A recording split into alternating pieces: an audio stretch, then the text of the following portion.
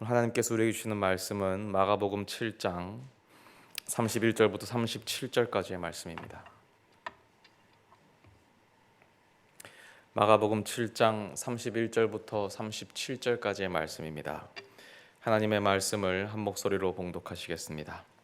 예수께서 다시 두로 지방에서 나와 시돈을 지나고 데가볼리 지방을 통과하여 갈릴리 호수에 이르시매 사람들이 귀먹고 말 더듬는 자를 데리고 예수께 나와 안수하여 주시기를 간구하거늘 예수께서 그 사람을 따로 데리고 무리를 떠나사 손가락을 그의 양 귀에 넣고 침을 뱉어 그의 혀에 손을 대시매 하늘을 우러러 탄식하시며 그에게 이르시되 에바다 하시니 이는 열리라는 뜻이라. 그의 귀가 열리고 혀가 맺힌 것이 곧 풀려 말이 분명하여졌더라. 예수께서 그들에게 경고하사 아무에게도 이르지 말라 하시되 경고하실수록 그들이 더욱 널리 전파하니 사람들이 심히 놀라 이르되 그가 모든 것을 잘하였도다. 못 듣는 사람도 듣게 하고 말 못하는 사람도 말하게 한다 하니라. 아멘. 제 고등학교 시절 이야기를 잠깐 드리려고 합니다. 저는 경남의 거창고등학교라는 것을 졸업했습니다. 그 학교는 나름 전국에서 학생들이 모이던 학교였는데 저는 하나님의 은혜로 그 학교를 입학하고 졸업할 수 있었습니다. 근데 그 거창에 가면 거창 지역에 텃세가 너무나 심했습니다. 시골이기도 하고 작기도 하고 그랬는데 무엇보다 거창고 학생들이 공부를 잘하고 또 전국에서 오다 보니 거창 지역 문화 너무 다른 독특한 문화 여러 가지로 미워 보였던 것 같습니다. 특히 이 거창의 고등학생들이 거창고 학생들을 그렇게 미워하고 길에서 보이면은 돈 뺏고 뭐 그런 일이 너무 많았습니다. 그래서 거창의 지역의 고등학생들은 누구나 청소년기에 방황을 하지 않습니까? 그래서 내가 좀 놀았다 하면 무조건 필수적으로 거창고 언덕을 올라가야 했습니다.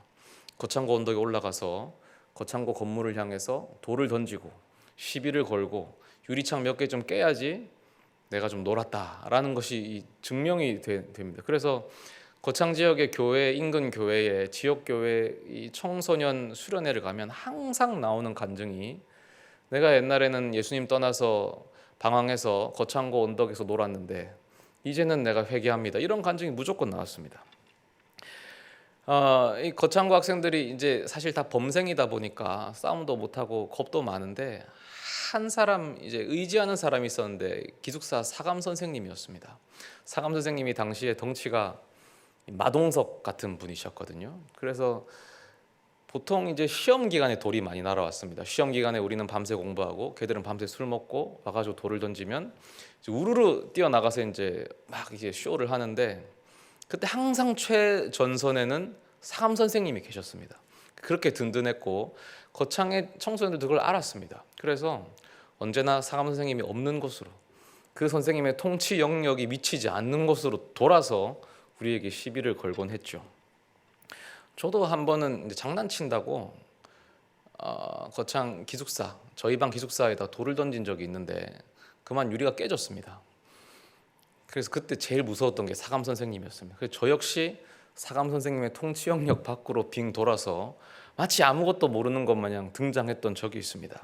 이 이야기를 드리는 이유는 오늘 본문과 연관되기 때문인데 오늘 본문이 이제 예수님께서 귀먹고 말 더듬는 사람을 고치신 장면입니다. 보통 이 본문을 보면 가장 눈이 가는 것은 예수님의 독특한 치유 방법이죠. 손가락을 귀에 넣고 침을 뱉어서 그 혀를 만지고 아주 좀 지저분한 방법으로 그렇게 치유를 하시는데 그래서 누군가는 이거 예수님이 이렇게 혀를 잡고 이렇게 하시다가 이게 너무 더러워서 이거 좀 에바다 이렇게 죄송합니다.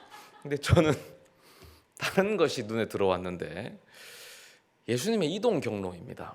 31절에 보면 31절을 같이 한번 읽어보실까요? 시작.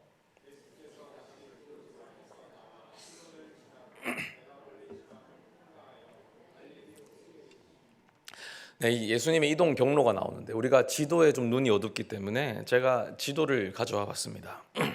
지도를 한번 보여주시겠습니까?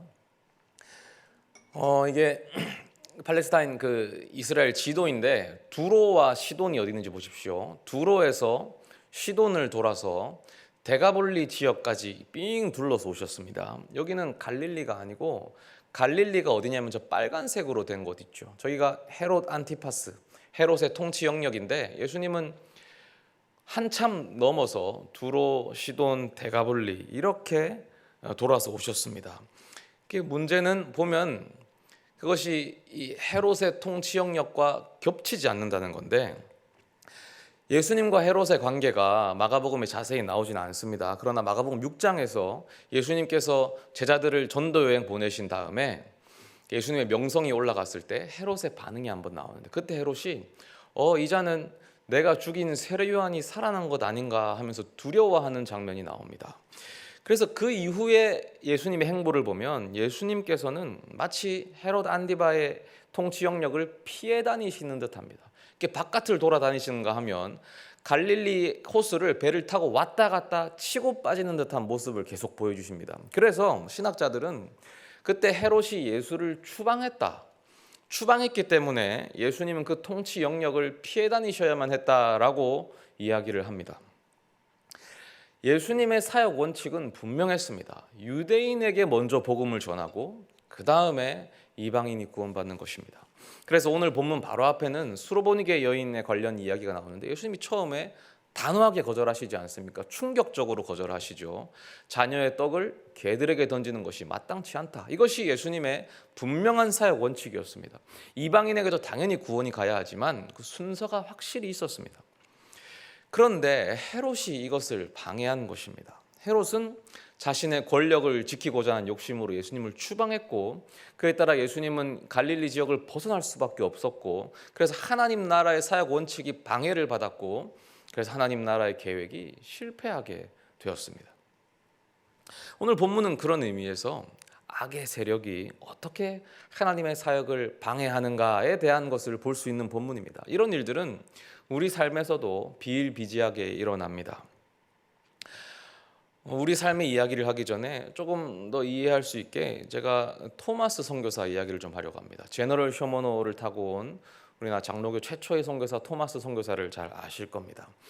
그분의 삶에는 이런 악의 세력의 활동과 그에 따른 실패의 이야기들이 가득합니다. 사실 토마스 선교사의 삶에 대해서는 좀 과장된 부분이 많습니다. 정확한 역사에 근거하지 않고 조금 과장되어서 특히 그 실패가 많이 축소되고 성공만이 너무 영광스럽게 좀 꾸며진 부분이 있는데 분명한 것은 토마스 선교사의 삶은 실패의 연속이었다라는 점입니다.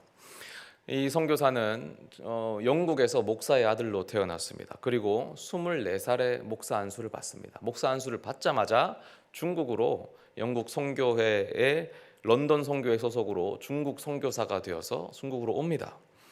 얼마나 복음의 열정이 넘쳐났겠습니까? 그런데 그는 1년 만에 선교사직을 사임합니다. 왜냐하면 왔더니 거기 선배 혹은 거기 미리 와 있던 선배 선교사들과의 관계가 너무나 안 좋았던 겁니다. 그게 너무 힘들었고 무엇보다 도착하자마자 토마스 선교사의 아내가 세상을 떠나고 맙니다. 이런 고통스러운 현실 속에서 토마스 선교사가 영국에다가 사임서를 제출하고 사임서가 미처 받아들여지기도 전에 벌써 토마스는 그 세관의 통역사로 취업해 버립니다. 그러니까 세속 직업을 갖게 됐죠. 이 소식을 들은 영국에서는 야 이거 선교가 실패했다라면서 난리가 났었습니다. 하지만 그 직업을 가지고 생활하다가 우연히 토마스 선교사가 한국에서 온 천주교인 2명을 만나게 되는데 이것을 계기로 새롭게 한국 선교에 눈을 뜨게 되죠. 다시 열정이 불타오릅니다. 그래서 먼저 백령도에 한번 들어가서 한글을 배우고 그리고 한국어를 배우고 다시 베이징으로 돌아와서 다시 한번 선교사로 임명 파송을 받습니다. 이제 한국 선교사로 파송을 받죠. 이때는 스코틀랜드 성서공회도 함께 토마스 선교사를 권서로 임명해서 보냅니다. 권서라는 것은 그 성경을 권하는 사람. 그래서 우리나라 특별히 한국 초대 교회 때는 이 권서의 활약이 아주 컸습니다. 많은 복음을 전했거든요. 토마스 선교사가 그렇게 권서로서 한국에 들어갈 계획을 세웁니다. 성경책을 많이 가지고 들어갈 계획을 세우죠. 어떻게 들어가려고 했습니까? 잘 아시죠? 제너럴 쇼머노입니다. 제너럴 쇼머노 사진이 있습니다. 범선이었고 화포와 무기를 실었던 폭력적인 사실 배웠습니다. 그래서 사실 원래 계획은 제너럴 쇼머노를 타는 것이 아니었습니다.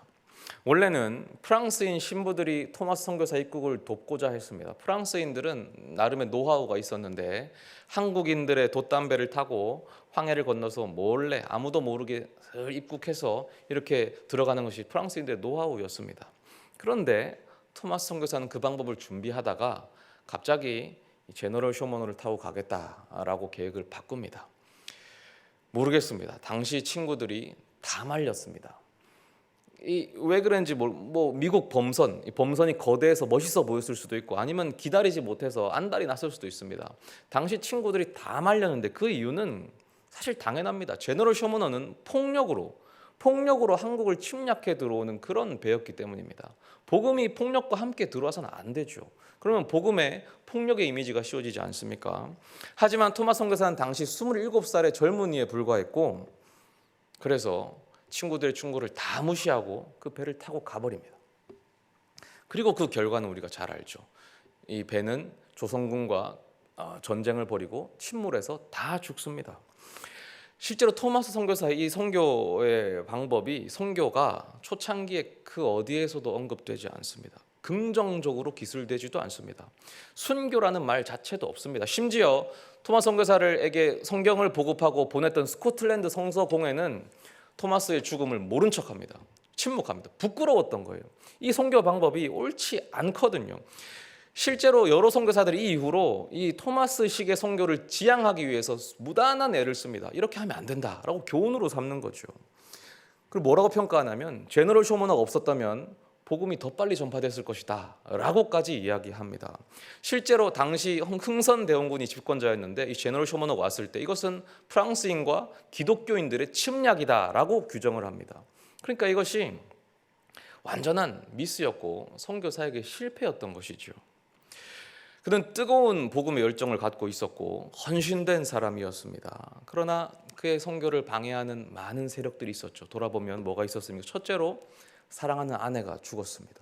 둘째로 인간관계, 선교사들의 관계에서 실패했습니다. 셋째로 그의 이 미숙한 열정, 그의 이 부족함이 이 선교 사역을 실패로 몰아넣었죠. 우리들도 마찬가지입니다. 우리 삶에 하나님께서 역사하고자 하실 때에 무엇이 우리를 방해합니까? 첫째로 삶의 거대한 고통이 닥칠 때에 우리는 그 앞에 견디기가 힘듭니다. 사랑하는 사람, 가족들, 친지들, 그들의 죽음이라든지 아니면 심각한 병이라든지 혹은 나에게 닥치는 어떤 심각한 병과 질병과 아픔과 육신의 아픔, 영적인 아픔 이러한 고통들은 도무지 일어서기 힘들게 만듭니다. 다 경험해 보셨을 겁니다. 어떤 아픔들은 너무 심해서 그 순간 삶이 멈춰버리죠. 이것은 시간이 지나도 영원히 해결되지 않고 내 가슴속에 묻고 가야 하는 그런 아픔들까지도 있습니다. 둘째로 인간관계의 어려움 앞에서 또 우리가 흔들립니다. 인간관계가 틀어지면 다들 경험하시지 않습니까? 사소한 한 사람과의 관계라도 틀어지면 마치 그것이 이 신발 사이에 낀 돌멩이처럼 내 모든 것을 방해합니다. 아무것도 할 수 없게 만들고 심각한 잠도 못 자고 불면증도 오고 모든 고통이 신경이 거기로 집중돼서 하나님의 일을 할 수 있겠습니까? 어렵게 만들죠. 셋째로 우리 자신의 미숙함이 그것을 방해합니다. 개인적으로 저는 항상 죄스러운 마음과 미안한 마음이 있는데 제가 사역자로서 너무 미숙함이 많아서 지금껏 저에게서 하나님의 은혜를 기대하고 오셨던 많은 성도님들과 또 특별히 전도사 시절부터 제가 양육했던 아동부, 소년부 그리고 청년들 그들을 생각하면 항상 미안한 마음이 너무 큽니다. 제가 조금 더 훌륭한 목사였다면 그들의 삶이 좀 더 바뀌지 않았을까? 내가 조금 더 큰 목사였다면 하나님의 사랑을 더 많이 전해줄 수 있지 않았을까? 그랬다면 그들의 인생이 더 은혜롭게 변했을 수도 있는데 내가 너무 부족하다라는 미안한 마음이 항상 있습니다. 부모로서도 마찬가지죠. 저는 새 아이의 아빠로서 한 가지 양육 원칙이 있는데 아이들이 이 아버지인 나를 통해서 하나님을 좀 알게 됐으면 좋겠다라는 원칙이 있습니다. 근데 그게 되겠습니까? 너무나 부족해서 오히려 하나님에 대한 오해와 그래서 너무 많은 상처를 받고 그런 부분들이 참 가슴이 아픕니다.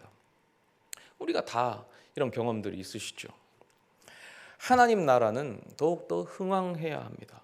그 나라가 우리 삶을 침략해 들어와야 하는데, 그게 뭐냐면 쉬운 말로 하나님의 통치가 내 삶을 다스려야 한다는 그 뜻입니다. 하나님 나라가 내 삶을 덮고 하나님이 나를 온전히 다스리시면 우리는 하나님으로 충만해지죠. 우리 삶 가운데 하나님의 임재가 가득해지고 하나님의 은혜가 넘치고 기쁨이 넘치게 됩니다. 그러나 많은 이유들로 그 일들이 실패합니다. 좌절되고 때로 부끄러움이 됩니다. 어떻게 된 걸까? 하나님의 역사가 멈춘 걸까요? 성경으로 돌아가 보겠습니다. 예수님의 사역을 방해한 것이 무엇이었습니까? 이때는 이제 헤롯이었죠. 헤롯, 거대한 권력 또는 관계라고도 할 수 있겠고, 이 헤롯이라는 세력이 예수님을 방해했습니다. 그래서 이 시련 앞에서 예수님의 하나님 나라 계획이 좌초될 수밖에 없었습니다. 하지만 그것이 하나님의 역사를 멈추어 세웠습니까? 결코 그렇지 않죠. 우리 오늘 본문에서 그 모든 방해와 시련 덕분에 오히려 하나님 나라가 흥왕해 가는 모습을 보게 됩니다. 아무리 약한 세력이 하나님을 막고자 해도 결코 막을 수가 없습니다. 오늘 예수님께서 고치신 병자는 귀먹고 말 더듬는 사람이었죠. 청각장애와 언어장애를 다 가지고 있었습니다. 때로 환자들의 병은 귀신들 때문에 오기도 합니다. 그래서 귀신들을 쫓아내실 때도 있는데, 그래서 바로 앞에 수로보니기 여인의 딸은 귀신이 문제였죠. 그래서 귀신을 쫓아냈습니다. 그런데 오늘 본문은 귀신이 문제가 아니라 그 사람의 병이 문제였습니다. 분명한 환자의 장애 때문이었는데, 그래서 예수님께서 특별히 사용하신 그 치유 방법, 손가락으로 귀를 만지고 혀를 만졌던 그 방법도 그 사실을 증거하고, 그 다음에 에바다 하신 그 언어 자체도 그 명령어는 혀와 귀를 향해서 직접 명령하신 말이었습니다. 그러니까 이것은 병든 귀와 병든 혀에 대한 사건이었습니다. 이것이 중요한데, 왜냐하면 귀먹음과 말 못함을 치유하는 것에는 특별한 의미가 있기 때문입니다. 이사야서 56장 4절부터 6절입니다. 제가 한번 읽어보겠습니다. 겁내는 자들에게 이르기를 굳세어라, 두려워하지 말라. 보라, 너희 하나님이 오사 보복하시며 갚아주실 것이라. 하나님이 오사 너희를 구하시리라 하라. 그때에 맹인의 눈이 밝을 것이며 못 듣는 사람의 귀가 열릴 것이며, 그때 저는 자는 사슴같이 뛸 것이며 말 못하는 자의 혀는 노래하리니 이는 광야에서 물이 솟겠고 사막에서 시내가 흐를 것임이라. 보시는 것처럼 못 듣는 사람의 귀가 열리고 말 못하는 자의 혀가 열리는 것은 최후 종말의 징조였습니다. 바로 그때에 하나님의 나라가 임합니다. 이것은 단순한 믿음이 아니라 성경에 의해 확실히 증거되는 분명한 예언이었습니다. 그러니까 이 사건을 목격한 사람들이 어떻게 됩니까? 37절에 사람들이 심히 놀라 이르되 그가 모든 것을 잘하였도다. 못 듣는 사람도 듣게 하고 말 못하는 사람도 말하게 한다 하니라. 여기서 심히라는 동사는 특별한 동사인데, 대단히, 굉장히라는 뜻이지만 성경 전체 여기 딱 한 번 나옵니다. 앞서 마가복음이 여러 차례 예수님이 사람들을 놀래게 하시는 장면이 나오지만 그 놀람들과는 차원이 다릅니다. 번역할 때 그저 심히라고만 번역하기엔 조금 아쉬움이 있습니다. 그래서 영어 성경은 were overwhelmed with amazement라고 되어 있죠. 그래서 이것이 놀람으로 압도되었다라고 번역합니다. 그럴 수밖에 없는 것이, 아까 본 것처럼 이 치유 행위는 단순한 치유 행위가 아니기 때문이죠. 하나님 나라가 온다라는 사인입니다. 분명한 종말의 사인이고, 이제 하나님이 우리를 다스릴 것이다, 우리 삶을 다스릴 것이다 라는 분명한 예언의 성취였습니다. 그래서 오늘 본문 바로 다음에 일어난 일이 칠병이어 사건입니다. 예수님께서 그 데가볼리 지역에서 4,000명을 먹이십니다. 성인 남성만 4,000명이니까 실제로 1만 명 혹은 2만 명 되겠죠. 이방인의 땅에서 벌어진 사건인데, 이방인 지역에 언제 이렇게 수많은 예수님의 제자가 생겼습니까? 36절에 예수께서 그들에게 경고하사 아무에게도 이르지 말라 하시되 경고하실수록 그들이 더욱 널리 전파할 수밖에 없는 겁니다. 너무 놀라운 일이 일어났기 때문에. 덕분에 예수님은 유대인의 땅에서는 오병이어를, 이방인의 땅에서는 칠병이어를 일으키시게 되죠. 이 두 가지 기적을 통해서 예수님은 하나님 나라를 분명하게 선포하실 수 있었습니다. 하나님 나라는 민족에 구애받지 않고 민족과 혈통을 넘어서 모두에게 은혜를 베푸는 나라인 것입니다. 헤롯의 질투가 예수님을 막지 못했습니다. 헤롯의 방해 덕분에 오히려 하나님 나라가 더욱 전진해 나갑니다. 예수님의 메시아 되심이 증거되고 하나님 나라의 분명한 징조가 드러나고 또 하나님 나라의 모습들이 선명하게 드러나게 됩니다. 악한 세력은 결코 하나님 나라를 막을 수 없고 오히려 더욱 흥왕하게 만들 뿐인 것입니다. 우리 삶에서도 마찬가지입니다. 하나님이 실패하지 않으십니다. 하나님은 하나님의 일을 반드시 이루십니다. 그래서 우리가 삶 가운데 그 나라를 누리고 천국을 누리고 기쁨을 누리도록 그렇게 반드시 만들어내십니다. 아까 토마스 선교사의 그 뒷이야기를 다들 잘 아실 것입니다. 제너럴 셔먼호는 배를 잘못 몰아서 그 모래톱에 걸립니다. 움직이지 못할 때 이때 평양 감사 박 교수가 전쟁을 시작하는데 외성으로 궁수들을 보내서 배치하게 하고, 그러니까 셔먼호에서는 위협적이니까 이때 이현익이라는 사람을 볼모로 잡습니다. 하지만 박 교수가 그럼에도 불구하고 인질이 있는데도 발포 명령을 내려서 전쟁이 벌어집니다. 4일 동안 전쟁이 벌어지는데 셔먼호가 너무나 강력한 배였습니다. 그 배의 대포가 너무 좋아서 조선군이 1차전에서 패배합니다. 그때 2차전으로 거북선 공격을 합니다. 거북선이 여기서도 나옵니다. 거북선 공격을 하는데 위를 다 철로 덮은 거북선으로 가가지고 살짝 앞머리에서 대포가 나와서 포를 쏘고 숨고 이런 방식인데 이번에도 포가 너무 약해서 또 실패합니다. 그리고 3차전으로 훈련교관 박춘권이 등장하는데 이 사람이 새로운 작전으로 작은 배를 3대 모아가지고 여기다가 이 마른 풀을 싣고 기름을 부어서 불질러서 보내버립니다. 6탄전을 실시하는데 첫 번째 배가 실패하고 두 번째 배도 실패하고 세 번째 이 배에 결국 성공해서 제너럴 셔먼호가 다 불에 타게 되는 겁니다. 그때 모든 선원들이 강물로 살려고 뛰어들죠. 토마스 선교사도 뛰어듭니다. 가지고 왔던 500여 권의 성경책이 있었는데 하나라도 더 전하고 싶어서 필사적으로 강가로 집어던진 다음에 자기도 뛰어듭니다. 이때 우리가 이 박춘권이 성경을 건네받았다라고 하는데 사실은 그런 역사적 증거는 없습니다. 오히려 역사적 증거를 보면 이 사람들이 뛰어내릴 때 박춘권은 배로 올라갑니다. 그래서 이현익을 구해내서 그 조선 보고서에 보면은 백리를 날아서 강가로 점프해서 왔다라고 되어 있는데 과장이죠. 그걸 보고 흥선대원군이 껄껄 웃으면서 좋아했다. 높은 벼슬을 내리거든요. 그러니까 사실 정황상 내린 사람들은 무태 오자마자 그 구경하던 조선 사람들이 다 때려 죽입니다. 토마스 선교사도 바로 죽고. 그래서 사실 박춘권이 성경을 받았을 가능성은 거의 희박합니다. 그럼 뭐냐? 대신에 당시 11살이었던 최치량이라는 인물이 구경하러 나왔다가 그냥 슬 구경하러 나왔다가 성경책 3권을 주워갑니다. 성경책 3권을 주워가서 어떻게 하겠습니까? 근데 이거 있으면 안 됩니다. 금서거든요. 금서라서 자기가 어떻게 하지 못하고 당시 영문의 주사였던 박영식이라는 사람에게 건네는데 박영식도 이걸 어떻게 태우려고 하다가 성경 종이 질이 너무 좋은 겁니다. 그래서 이 부분 잘 아시죠? 그 자기 집에다가 벽지로 도배를 해버립니다. 그리고 시간이 지나서 최치량이 그 집을 삽니다. 그리고 그걸 여관으로 바꾸는데 놀랍게도 나중에 마포삼렬이라는 선교사님, 마포삼렬 목사님이 그 여관에 묵었다가 깜짝 놀라는 겁니다. 아니 이거 벽지에다 성경인 겁니다. 그래서 그때 최치량을 전도하는데 최치량이 평양 최초의 교인이 되는 겁니다. 그리고 그 사람은 나중에 장로가 되죠. 근데 여기서 끝이 아닙니다. 마포삼렬 목사가 그 집을 삽니다. 그리고 그 집이 교회가 되는데 그 교회가 널다리골 교회입니다. 사진 보여주시겠습니까? 이 교회가 널다리골 교회인데 이 교회는 나중에 장대현 교회로 이름을 바꿉니다. 장대현 교회 아시죠?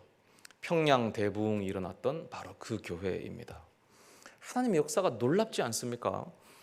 한편 우리가 알던 그 박춘권은 어떻게 됐을까요? 마포삼렬 목사님의 1899년 선교 보고서에 그에 대한 이야기가 실려 있습니다. 화면 보여주시겠습니까? 옆에 있는 분이 마포삼렬 목사님이고요. 이렇게 보고서가 써 있습니다. 9월 성찬식 예배 때 59명의 남녀가 세례를 받았는데 특별히 흥미로운 경우가 많았습니다. 이들 중 10명이 70세 이상이었습니다. 그중 한 명은 77세의 노인으로 역사적 인물입니다. 30년 전 평양에서 미국 상선 제너럴 셔먼호가 불타고 모든 선원이 죽임을 당했을 때 이 사람은 그 배에 올라가서 포로로 잡혀있던 도시의 관리 이현익을 손으로 붙잡고 함께 물속으로 뛰어들어 무사히 강변으로 헤엄쳐 나온 자였습니다. 그는 그 범선을 불태우는 데 참여했고 스코틀랜드 성서공회 소속으로 평양에 처음 신약 전서를 전한 토마스 목사를 포함한 선원들이 처형되는 것을 목격했던 인물입니다.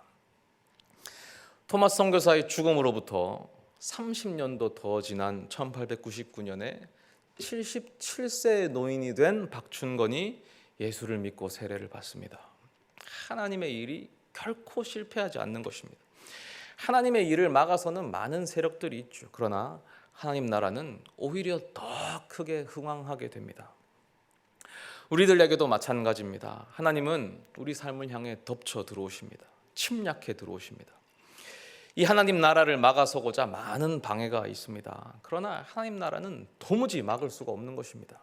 마가복음 4장 26절부터 29절입니다. 또 이르시되 하나님의 나라는 사람이 씨를 땅에 뿌린 것 같으니 그가 밤낮 자고 깨고 하는 중에 씨가 나서 자라되 어떻게 그리 되는지를 알지 못하느니라. 땅이 스스로 열매를 맺되 처음에는 싹이요 다음에는 이삭이요 그 다음에는 이삭에 충실한 곡식이라. 열매가 익으면 낫을 대나니 이는 추수 때가 이르렀음이니라. 하나님은 우리가 알지 못하는 방법으로 일하십니다. 상상할 수 없는 방법으로 일하십니다. 내 눈에 보이지 않는다고 해서 그 일하심이 멈추는 것이 아닙니다. 인생의 여러 가지 고난과 큰 고통에도 불구하고 하나님 나라는 전진합니다. 나의 어떤 관계의 어려움과 여러 가지 괴로움에도 불구하고 하나님 나라는 전진해 나갑니다. 심지어 내 자신의 어떤 무능함과 내 자신의 부족함에도 불구하고 하나님 나라는 전진해 나갑니다. 내 감정과 상관없이, 내 기분과 상관없이, 어떤 내 느낌과 상관없이 하나님 나라는 끝없이 전진해 나갑니다. 그러니 하나님을 믿읍시다. 하나님만 믿어야 합니다. 결국 우리 삶은 하나님께서 이 승리로 덮어주실 것입니다. 결국 우리 삶이 하나님의 기쁨으로 충만하게 될 것입니다. 그러면 우리는 그 기쁨을 감히 전하지 않고는 견딜 수가 없을 것입니다. 우리 함께 기도하겠습니다. 하나님 아버지, 우리의 기분과 상관없이, 우리의 감정과 상관없이, 우리 눈에 보이지 않더라도 하나님 나라가 여전히 일하고 계심을 믿습니다. 주여, 우리의 믿음 없음을 불쌍히 여기시고 긍휼히 여기시고 우리 가운데 일하셔서 주여 주님을 더욱 알게 하시고 아버지 주님 믿음 위에 서서 걸어나가게 하여 주시옵소서. 예수님 이름으로 기도합니다. 우리 함께 찬양하시죠. 이 눈에 아무 증거 아니 배어도 함께 찬양하겠습니다.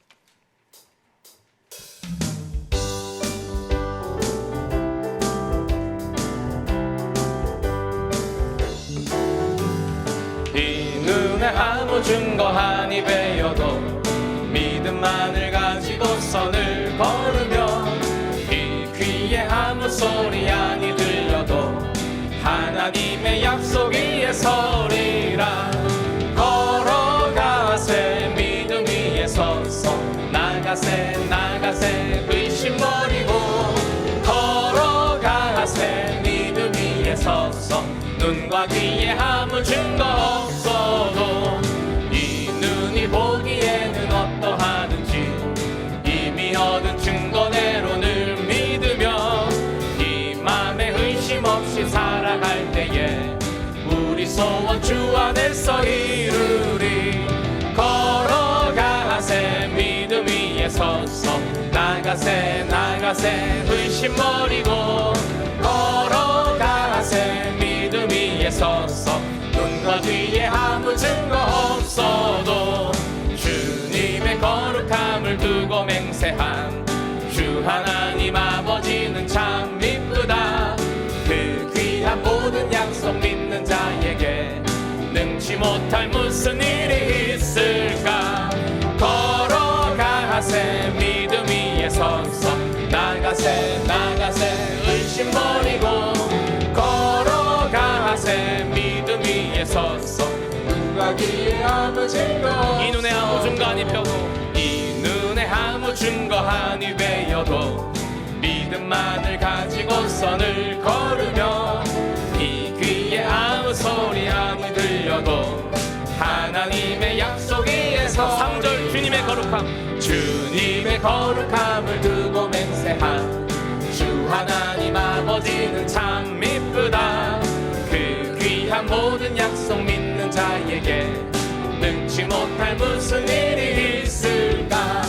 걸어가세 믿음 위에 서서 나가세 나가세 의심 버리고 걸어가세 믿음 위에 서서 눈과 귀에 아무 증거 없어도 걸어가세 믿음 위에 서서 나가세 나가세 의심 버리고 걸어가세 믿음 위에 서서 눈과 귀에 아무 증거